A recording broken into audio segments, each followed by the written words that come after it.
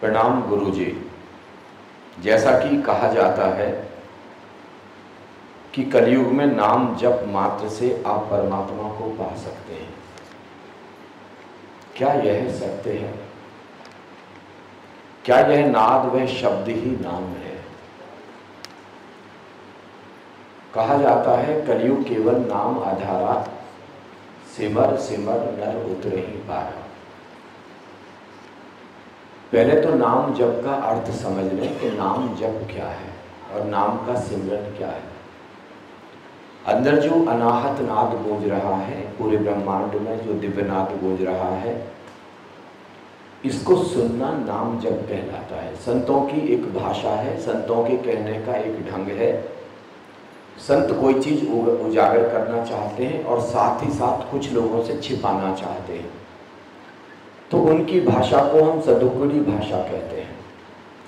जब कोई संत कहता है कि नाम का भजन करना है, नाम का भजन यानी कि अनाहत नाद को भीतर सुनना है।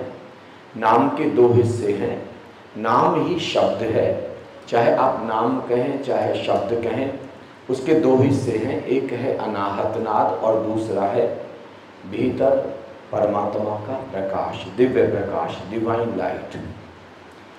लेकिन उसमें जो मुख्य है वो दिव्य नाद है। तो जब भी कहा जाएगा कि नाम का भजन करना है, नाम का भजन का अर्थ है अब अनाहत नाद को सुनना है।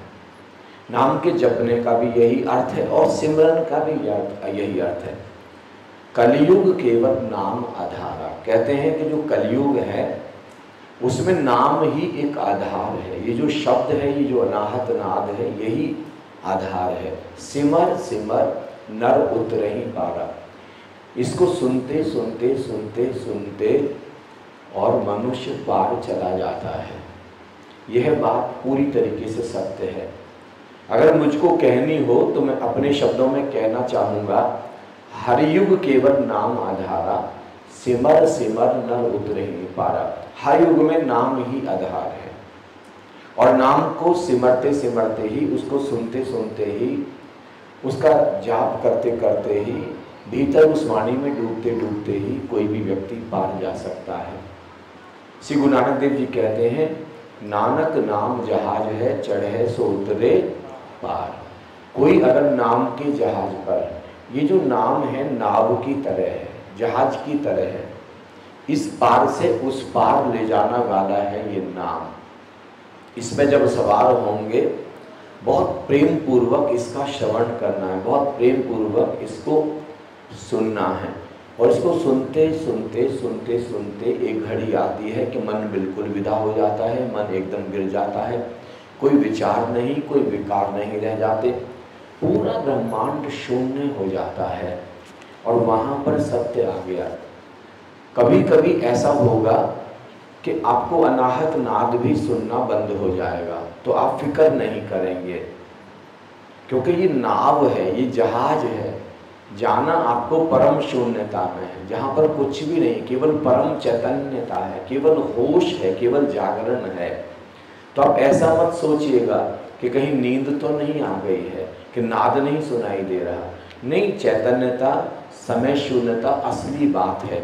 इस नाम के जहाज पर, इस नाम की नाव पर जब आप सवार होंगे तो वो जो दूसरा किनारा है परम शून्यता का, उसी परम शून्यता को मोक्ष कहते हैं, उसी को निर्वाण कहते हैं। वहाँ पर कोई बंधन, जैसे आकाश है परम शून्य है, ये कहीं पर कोई बंधन नहीं है कि चांद से बंधा है कि सूरज से बंधा। चांद अभी जाता हो तो चला जाए, सूरज अभी विदा होता तो हो जाए, अनगिनत सितारे अभी जाते हों तो जाएं, किसी से इसका कोई बंधन नहीं है, पूरी तरीके से आकाश मुक्त है। ऐसे ही जब आप इस नाम पर सवार होंगे तो उस अनंत आकाश में आपका प्रवेश होगा और आप पूरी तरीके से मुक्त हो जाएंगे। तो आपने बिल्कुल ठीक पूछा है, ये नाद ही शब्द है और ये नाद ही नाम है, और इसको सुनते सुनते ही हम पार उतर जाते हैं निर्विचार, निरअहंकार, निर्विकार, निर्द्वंद अद्वैत अवस्था में हमारी छलांग लग जाती है। Let's acknowledge questionnaire.